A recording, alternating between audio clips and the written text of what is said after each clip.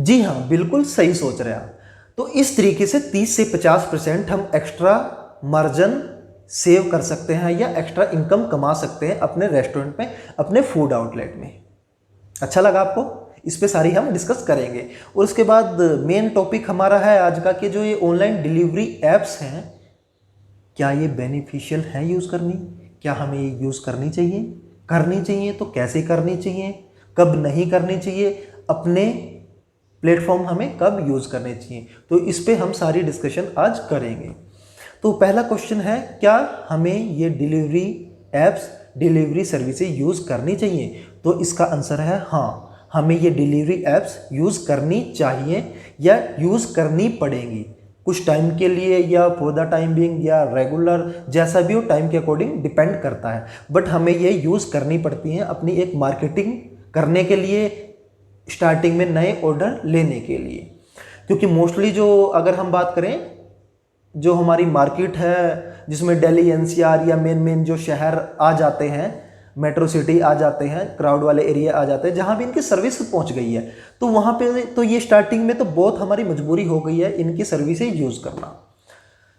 ये क्या सिस्टम है, क्या ये डिस्काउंट देते हैं, कैसे करते हैं, क्या इनको कुछ बेनिफिट हो रहा है, ये अलग मैटर है। इस पर हम कभी और अगर मौका मिला तो बात कर सकते हैं। बट अभी हम बात कर रहे हैं कि हमें यूज़ करना चाहिए, तो इसका आंसर है कि हाँ, हमें यूज़ करना चाहिए।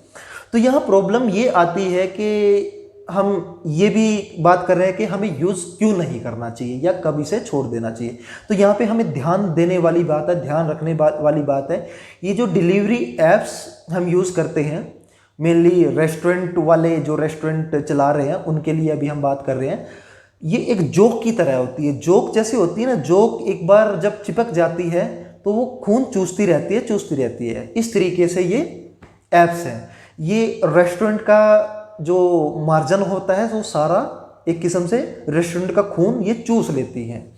अब जानते होंगे ये कुछ फीस लेते हैं, कुछ कमीशन लेते हैं, जिसमें डिलीवरी चार्जेस जो हैं वो भी आ जाते हैं, उसके बाद एक्स्ट्रा कमीशन भी आ जाती है।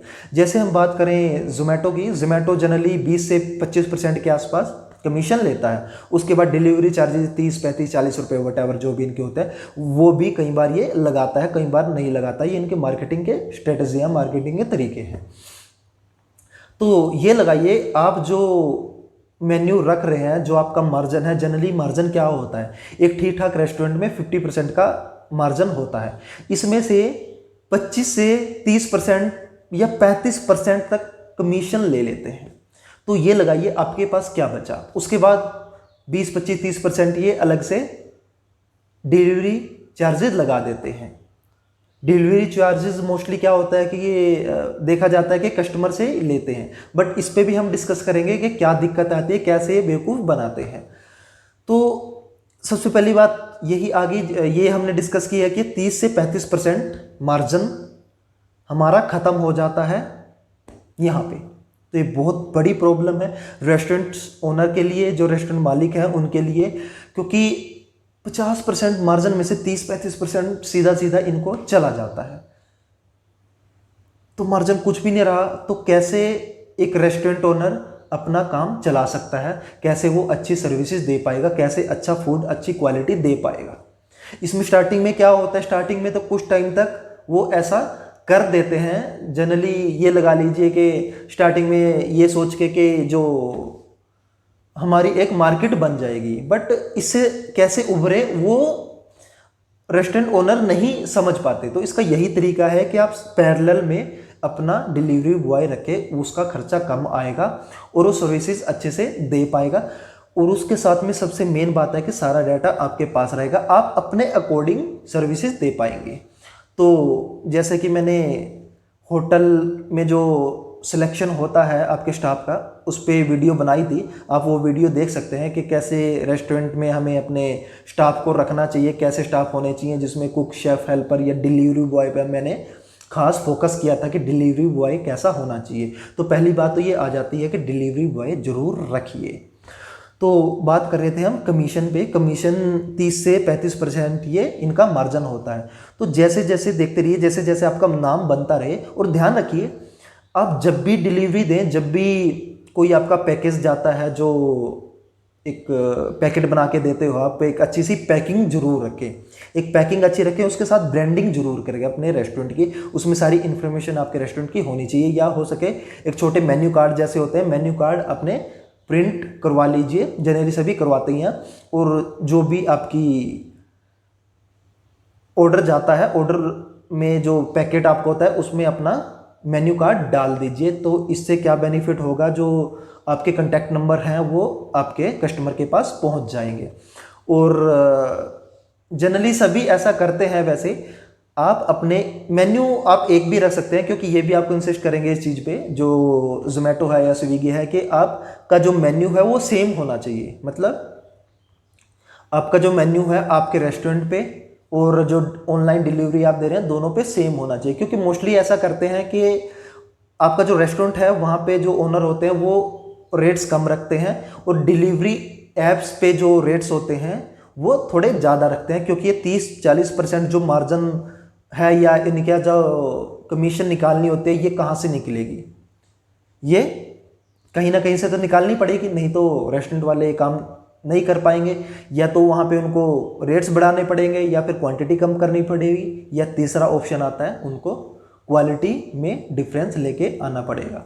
तो इन पे बहुत ज़्यादा डिपेंडेंट ना रहें, थोड़ा सा कंट्रोल करके चलें, ये खास हमें ध्यान देने की जरूरत है। यहाँ पे एक मेरे को स्टोरी याद आती है, कहानी मेरे को याद आती है। कहानी है, एक मोर था, जल्दी जल्दी हम इसे कवर करेंगे। एक मोर था, मोर जंगल में आप जानते हैं मोर रहते हैं। तो वहाँ से एक आदमी था, वो एक बॉक्स लेके जाता था, और वापस आते हुए वो मोर के जो पंख होते हैं वो लेके आता था। ये रेगुलर चलता था। ये मोर जो था उसने कई बार ये नोटिस किया। तो एक दिन उस आदमी को रोक के उसने पूछा मोर ने कि आप जो ये बॉक्स है, बॉक्स में क्या लेके जाते हैं, और उधर से ये मोर के जो पंख है ये कहाँ से लेके आते हैं। तो उसने कहा, मैं इस बॉक्स में कीड़े लेके जाता हूँ, कीड़े मैं मार्केट में बेचता हूँ, और कीड़ों के बदले में मेरे को मार्केट में आपके जो ये पंख होते हैं, जैसे आपके पंख है, इसी तरीके से ऐसे पंख मेरे को मार्केट से मिल जाते हैं, मैं उनको खरीद के लेके आता हूँ और आगे बेचता हूँ। तो मोर ने बोला कि हाँ चलो ठीक है, ये अच्छी बात है, बट आप ये तो यहाँ भी कर सकते हो, आप इतनी दूर जाते हो, ये जो पंख है ये मेरे पास भी है, आप ये जो कीड़े हैं ये मुझे दे दीजिए और मैं आपको पंख दे देता हूँ। उनकी बात हो गई, ठीक है। जो पर्सन था, जो व्यापारी था, उसे ये बात समझ में आई। तो अगले दिन वो कीड़े लेके आया, कीड़े मोर को दे दिए, और मोर ने कुछ पंख उस व्यापारी को दे दिए। तो व्यापारी चला गया। अगले दिन इसी तरीके से फिर वो कुछ कीड़े लेके आया।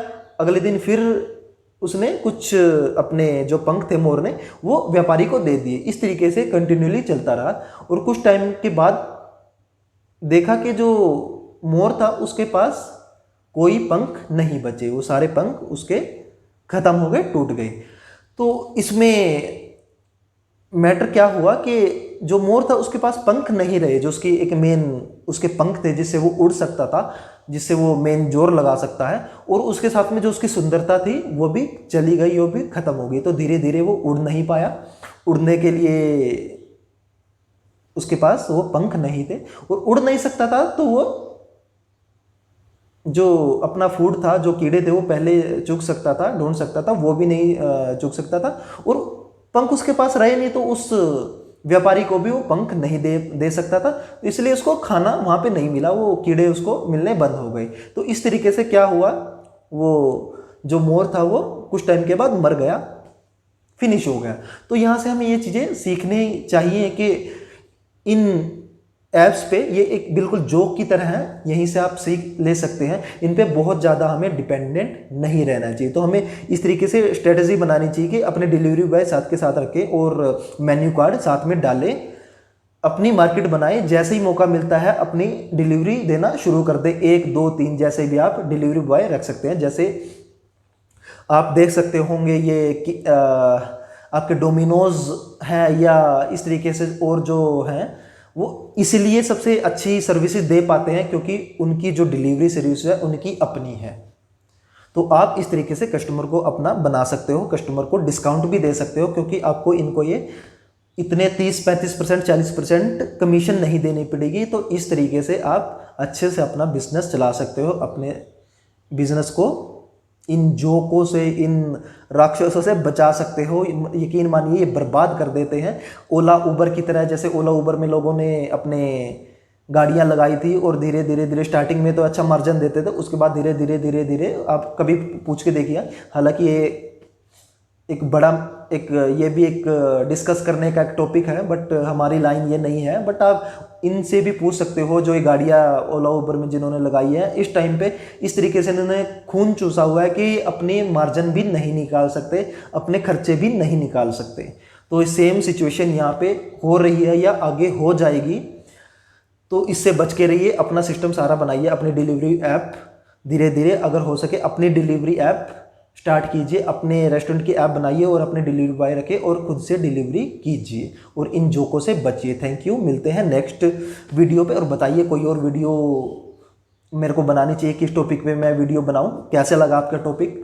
और अगर आप चाहते हो और ज़्यादा डिस्कस इस टॉपिक पे किया जाए तो मैं नेक्स्ट कोई और वीडियो बना सकता हूँ। जनरली वीडियो ये थोड़ी लंबी हो जाती है, इसलिए मेरे को छोटी वीडियो बनानी पड़ती है। ये भी काफ़ी लंबी वीडियो हो गई है। तो चलिए मिलते हैं नेक्स्ट वीडियो पे। शेयर कर दीजिए, लाइक कर दीजिए और सब्सक्राइब कर लीजिए। मिलते हैं नेक्स्ट वीडियो में। सो हर बार की तरह ये कुछ इक्विपमेंट्स हैं, मैं बता देता हूँ क्या क्या इक्विपमेंट्स होते हैं। ये डिस्प्ले काउंटर है, ज़रूर रखना चाहिए अपने किसी भी रेस्टोरेंट या कैफ़े में। मेक लाइन होती है, ये पिज़्ज़ा रेडी करने के लिए और भी किसी काम में भी आप यूज़ कर सकते हैं इसको। 3 बर्नर रेंज, भट्टी भी बोल देते हैं इसको। ये आप चाट काउंटर, टिक्की काउंटर बोल सकते हो, चाट टिक्की काउंटर। 2 बर्नर रेंज, 2 बर्नर भट्टी इसको बोल देते हैं। Pizza oven, made in India है ये सभी मोस्टली इक्विपमेंट्स। उसके बाद वेविंग मशीन, सामान वगैरह तोलने के लिए रखना चाहिए, हिसाब रहता है। उसके बाद ये भी पिज़्ज़ा ओवन है। और ये प्लेनेटरी मिक्सर डो नीडर, आटा वगैरह गूंदने के लिए। ये सूप पोट या वार्मर होते हैं। सैंडविच ग्रिलर, चिकन या सैंडविच वगैरह ग्रिल कर सकते हैं आप इसमें। उसके बाद ये हॉट प्लेट होती है। Pizza oven stone base, same display counter, bakery counter, glass में और एसएस में।